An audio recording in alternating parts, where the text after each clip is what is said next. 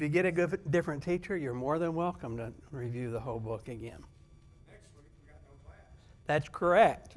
Well, we've always had no class, but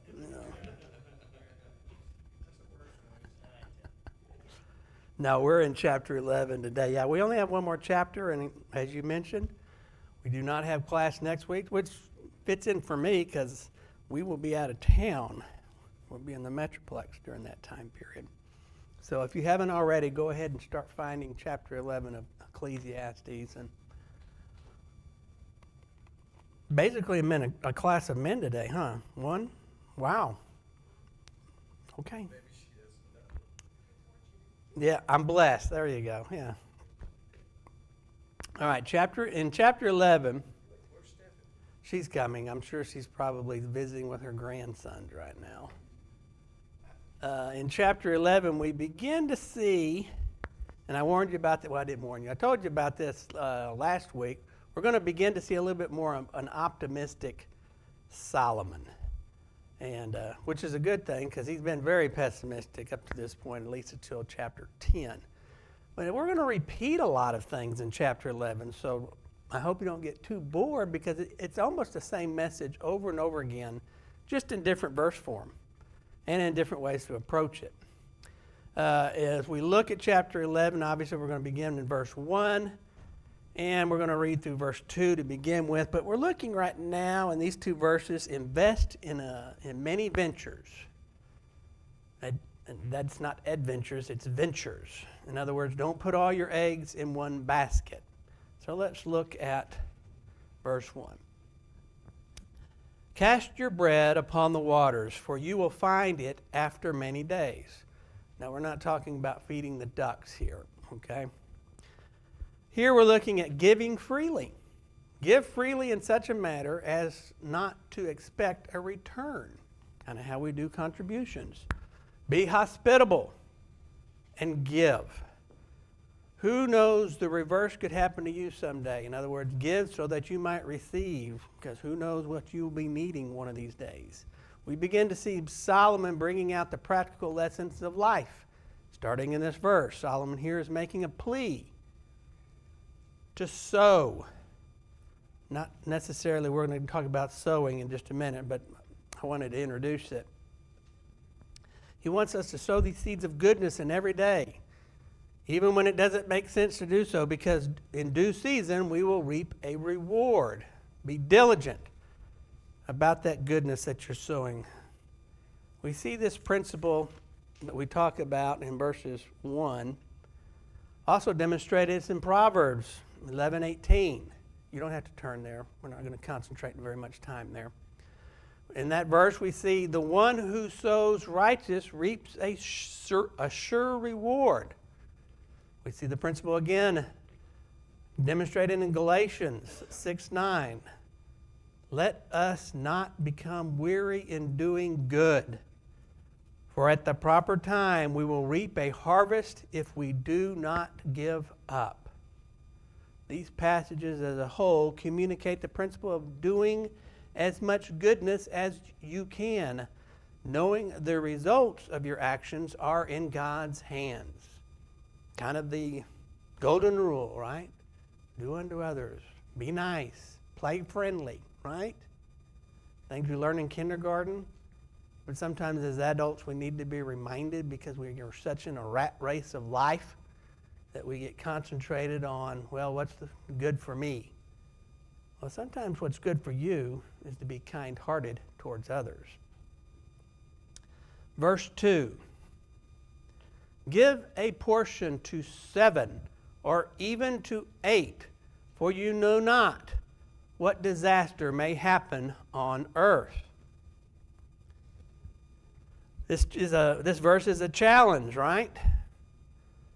To accept life's uncertainty sometimes and still act with wisdom and vigor.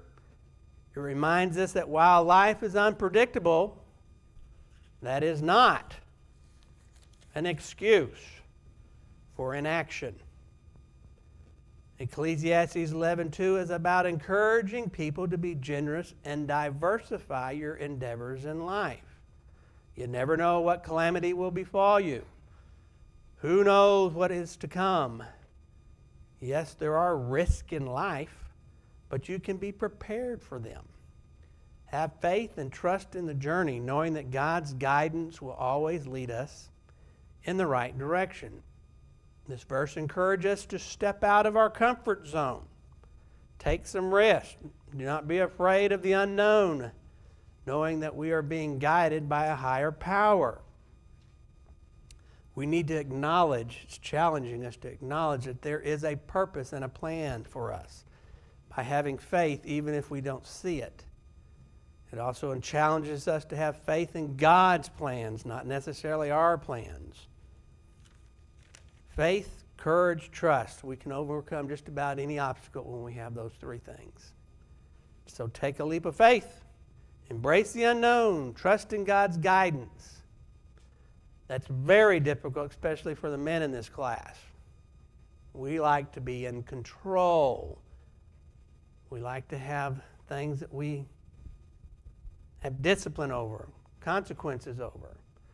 Perhaps, sometimes maybe your wife is just as much as a control freak as you are. Maybe she's one of those that likes to schedule things, calendar things, not so much with the flow, right? Now, I'm not saying those are bad things, but sometimes in life, and this is what Ecclesiastes is pointing out here, just go with what you think feels good in regards to following God's plan. As long as you follow God's plan, you'll stay the course. Again, Solomon's getting a little bit more optimistic. Verse 3, if the clouds are full of rain, they empty themselves on the earth. And if the tree falls to the south or to the north, in the place where the tree falls, there it will lie. Obviously, we have a contrast between reality and unexpected events, that appear in this verse. And we have a responsibility sometimes when those things occur to react, to act. But the conditions may appear daunting at times, but our diligence can yield results. Thus, we are encouraged to live proactively, engage in life in a meaningful way, while entrusting the results to God's wisdom. Excuse me.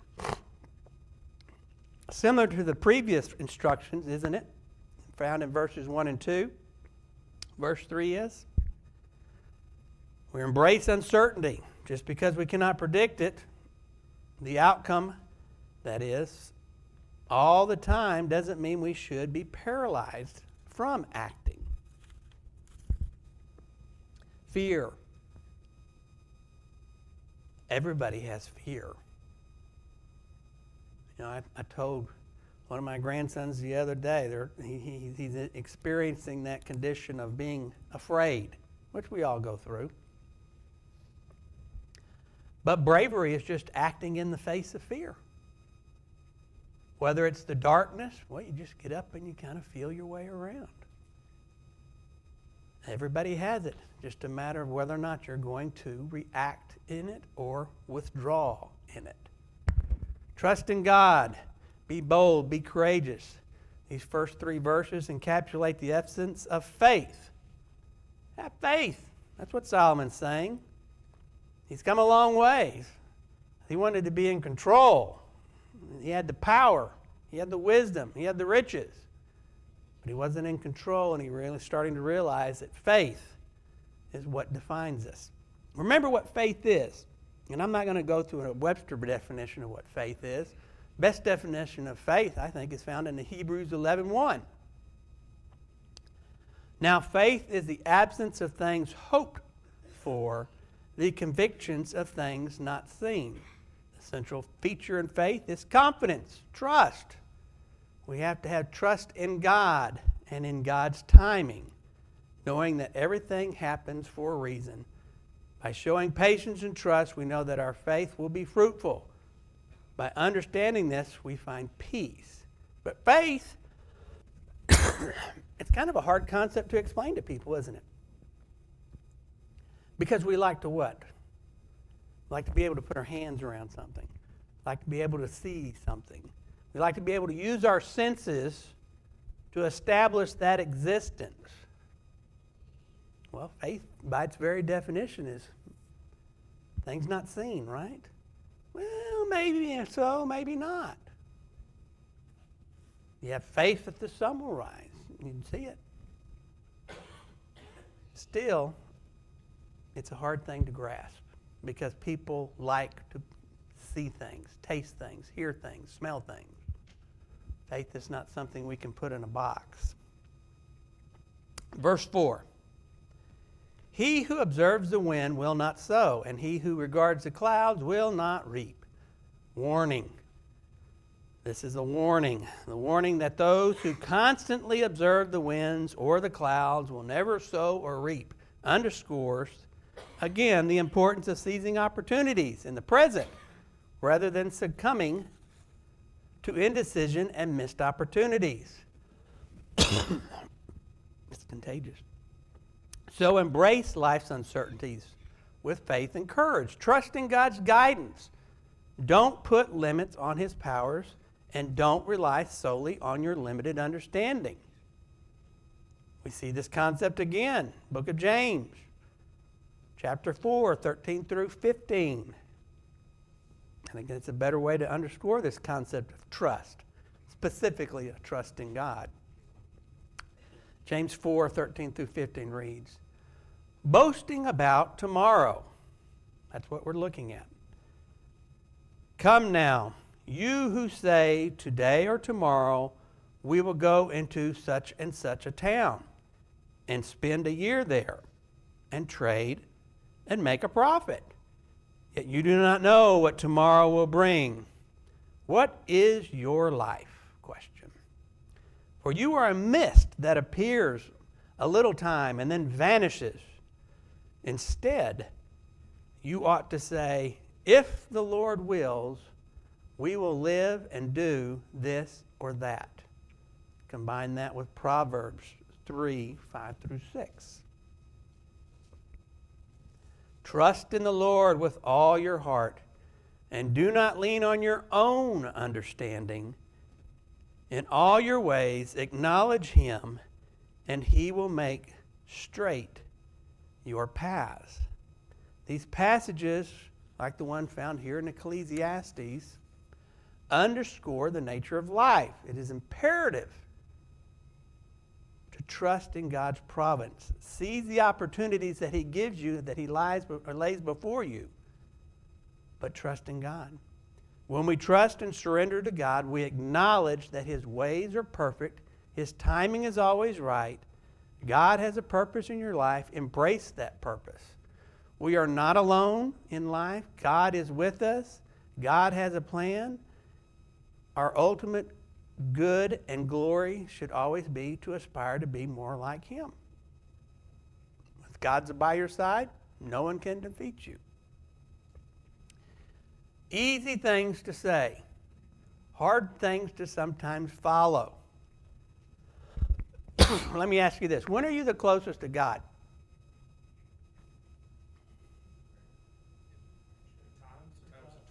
In times of trial. And it's not just you, it's everyone for the most part.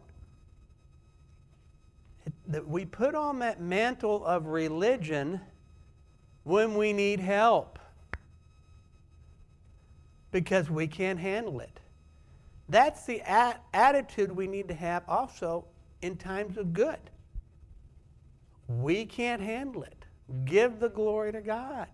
Always be reliant upon Him, not just in the bad times. And that's, I think that's shows a little bit of the maturity of Solomon here. I mean, he had some bad things. And I think he's getting towards the end of his life as he's writing this book of Ecclesiastes, and he's saying, you know what? I need to go back to God. I have this wisdom, but I really have nothing because I don't have a relationship with God, and I think he's trying to come around to that. At least that's the way I like to review it. I like to look at it. Verse 5, halfway through chapter 11 here.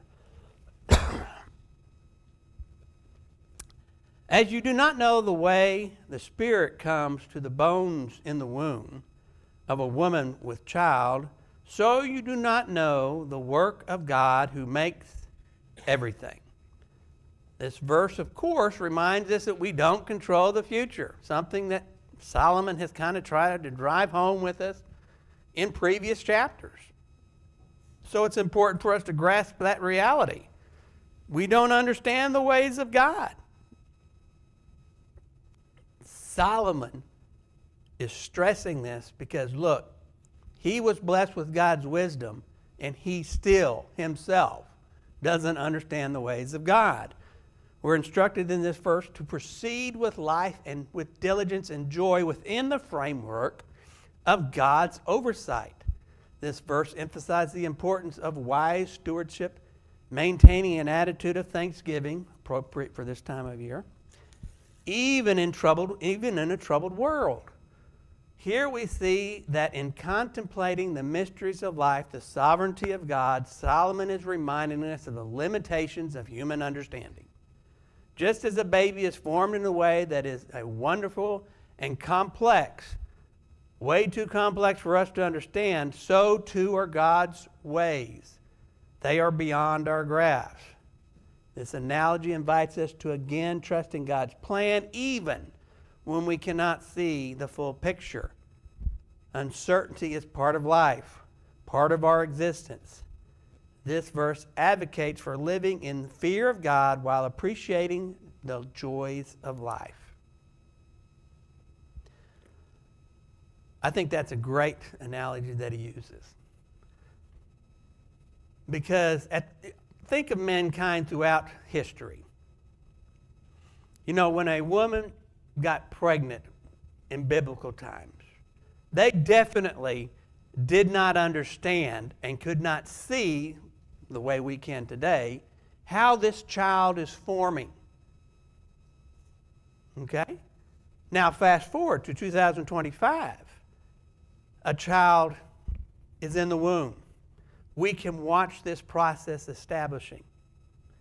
We can even understand that these cells are splitting, and that's why this is forming, and these bones are forming, and then we see this heartbeat.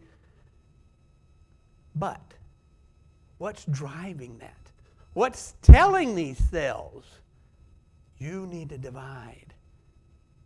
I'm bringing the breath of life into you. We don't understand that. Medical field doesn't understand that. They can tell you what's happening. They don't understand why it's happening. What is the driving force that makes these cells separate to form a child? God. It's very simple. It's God.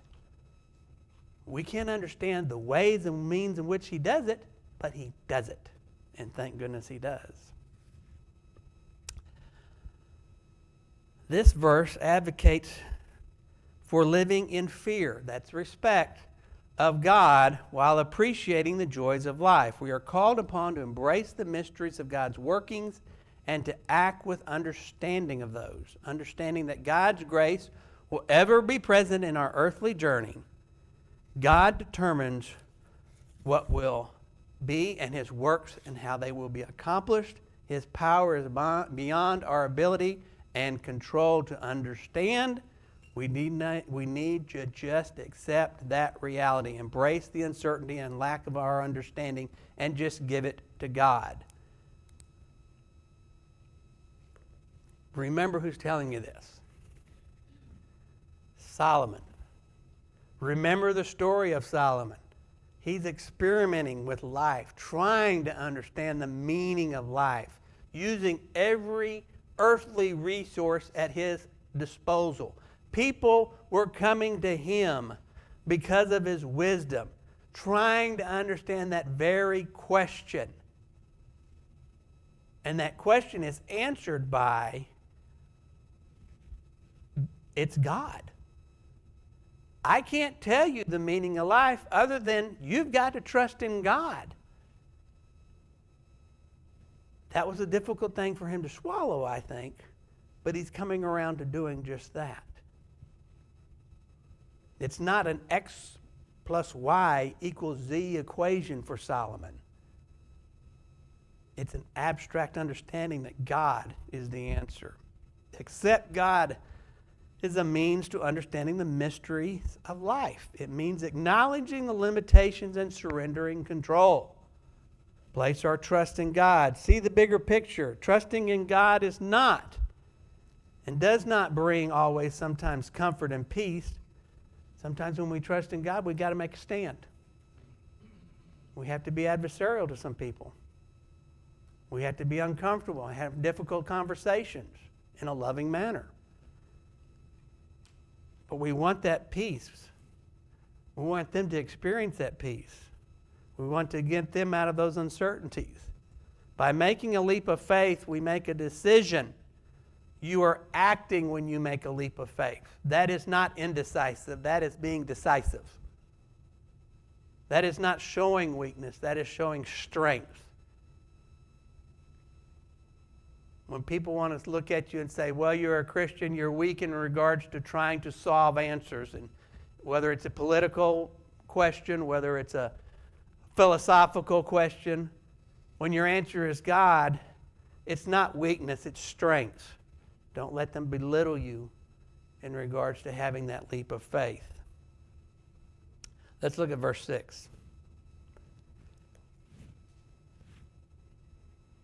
In the morning sow your seed, and at evening withhold your hand. For you do not know which will prosper, this or that, or whether both alike will be good. This verse advises the reader to invest one's time wisely, to also maintain an attitude of thanksgiving, even when the world around us seems to be in turmoil. We see a lot of that today. At least to this point, Solomon has used a lot of metaphors in chapter 11. This one, of course, is being agricultural in nature. To get the point across to us, that point being, be a wise investor.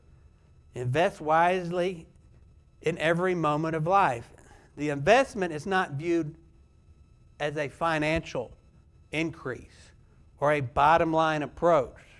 The investment that he's talking about is invest in God. In God we trust.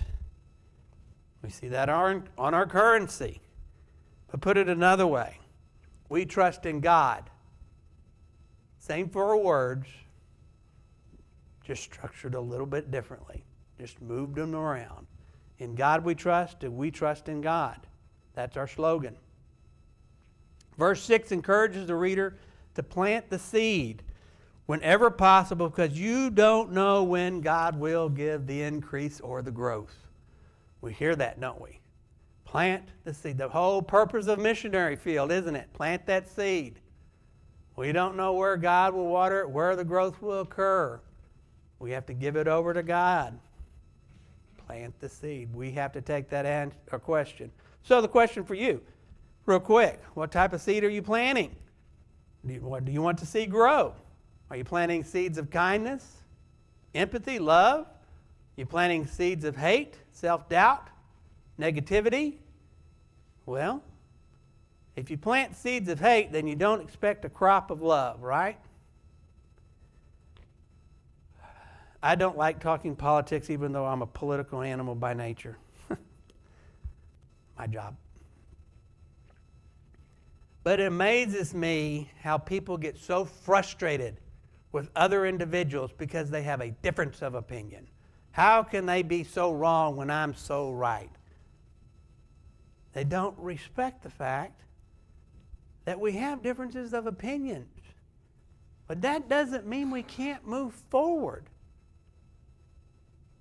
And when you start belittling someone just because they have a difference of opinion than yours, then maybe your opinion is wrong.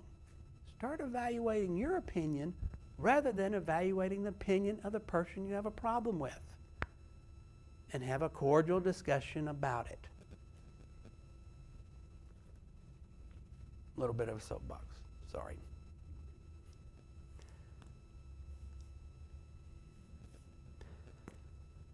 Here we see again, you will reap what you sow.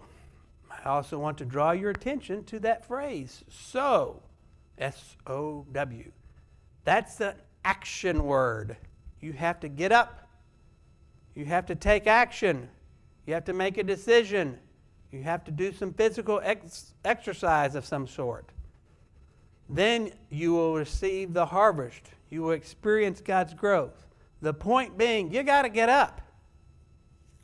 You got to speak out. And once you've done that, then you let God control what's going to become of it, what's going to grow. You have to act to receive what God has in store for you. Comment? Oh, no, I'm just thinking, it's just so against our nature. We don't want to have to do anything to get everything. Well, we have recliners called lazy boys, right? That's why. We like to be lazy. I think that's our human nature. We like everything to We like it to come easy. We like our cake and eat it too. That's, you know, it's kind of like the old story of the ants. You don't save up, then come cold weather, you're going to starve. You got to get up. You got to do something. Let's look at verse 7 before our time runs out. Life is sweet, and it is pleasant for the eyes to see the sun. Not a little metaphor here, a little proverb. This verse stands for the premise and emphasizes the importance of enjoying life's pleasures because life is fleeting in nature. Well, we know that. This verse also stresses that living in the moment, it's fine. It's good. But we should also consider the spiritual ramifications of our decisions over time.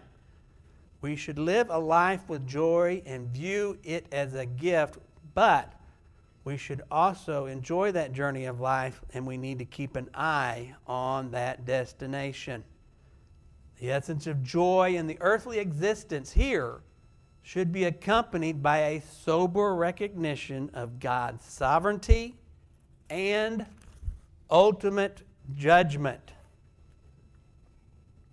Again, this is why I think Solomon's kind of towards the end of his life almost. He's starting to see, there might not be a tomorrow. I need to start getting some things in order. I need to start looking at the bigger thing. That's maybe me reading between the lines, but his message sure is clear about the end of life, especially as we come towards the end of Ecclesiastes.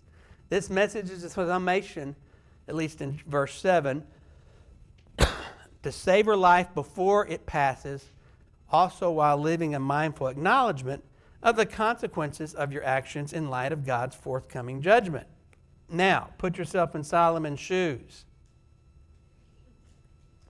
He's the perfect example, probably, of the poster child of it's never too late, maybe, right?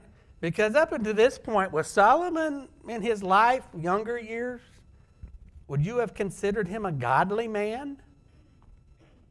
No. No. He had wisdom sometimes, I think, in the back of his head. Sometimes he didn't always exercise it. But it's starting to come to the surface now, and he's starting to see, I need to give glory to God. I need to start understanding his ways. Again, put those at the forefront of my actions. Otherwise, because he's smart enough to know there's consequences. There will be a judgment. And he wants to be a favorable judgment, obviously, in his favor. He is wise in that regard. Let's look at verse 8. So if a person lives many years, let him rejoice in them all. But let him remember that the days of darkness will be many. All that comes is vanity. There's one of his favorite words again, vanity. This verse emphasizes the fleeting nature of life again. It again urges us to maintain an awareness of mortality. It also points out that life will have its dark days. They're inevitable, but we need to rejoice in them. And that's a difficult concept to understand. Remember, life was never promised to be easy, but God does promise to be with you. And that is where we find the peace, the joy, the comfort. God is with us. Let God in your life to find peace. He has to offer you even in the dark times.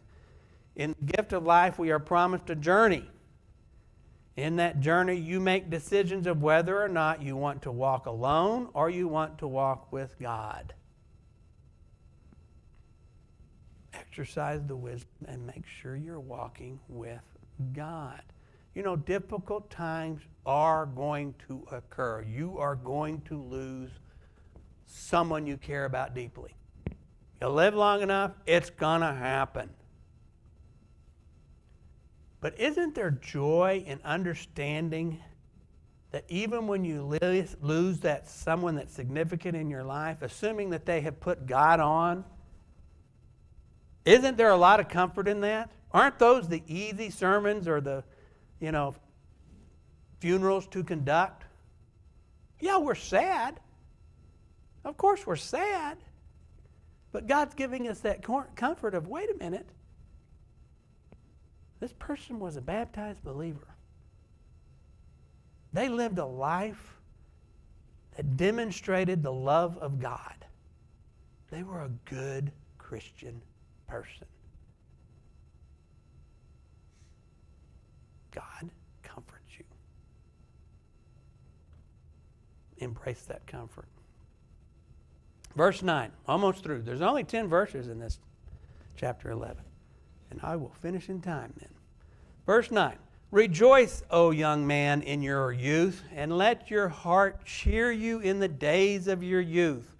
Walk in the ways of your heart and the sight of your eyes. But know that for all these things God will bring judgment.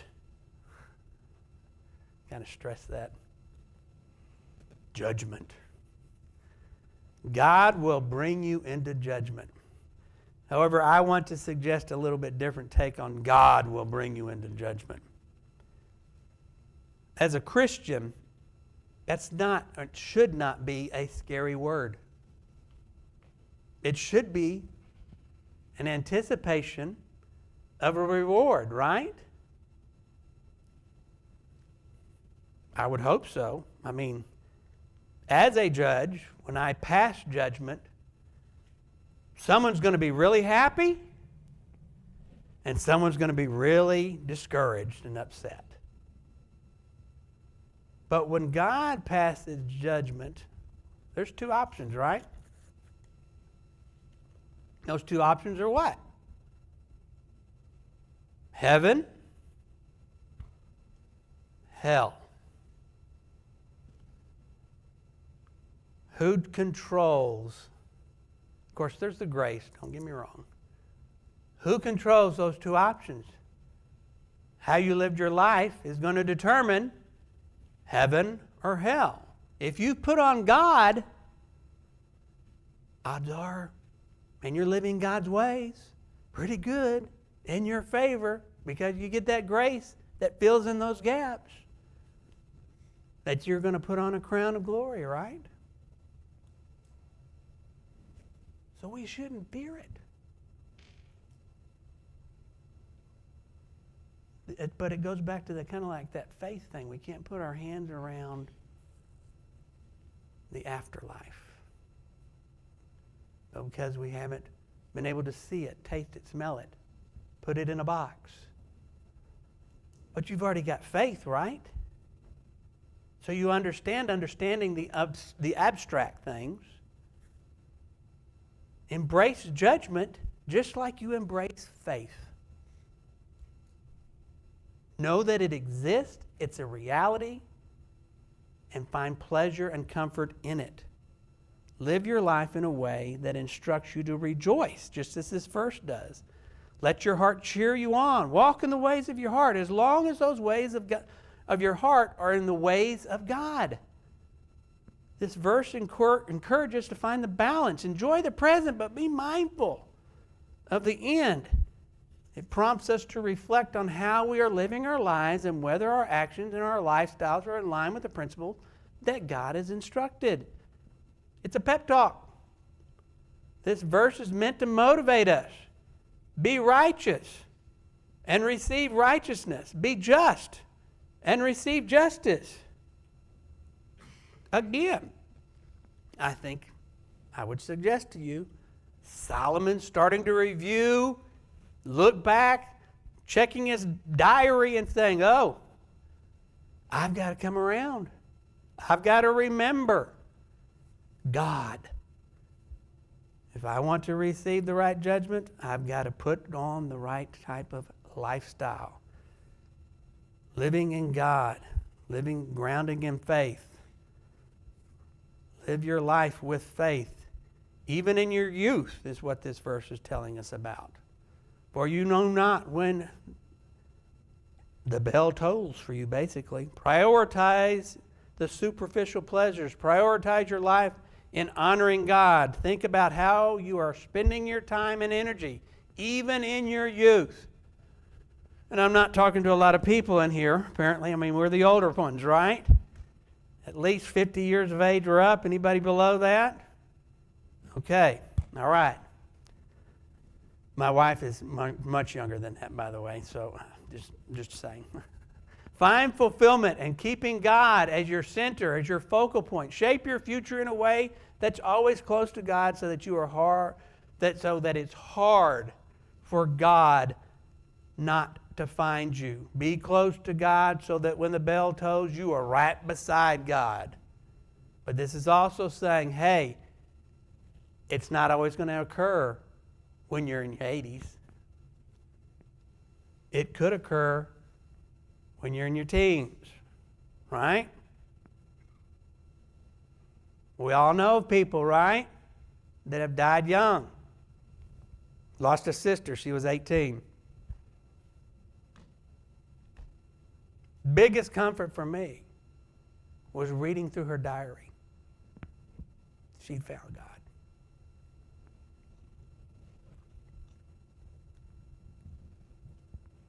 All right, I'm going to finish up. One more verse, and then we just have one more chapter, and we will finish that not next week, but the week after. Remove vexation from your heart and put away pain from your body.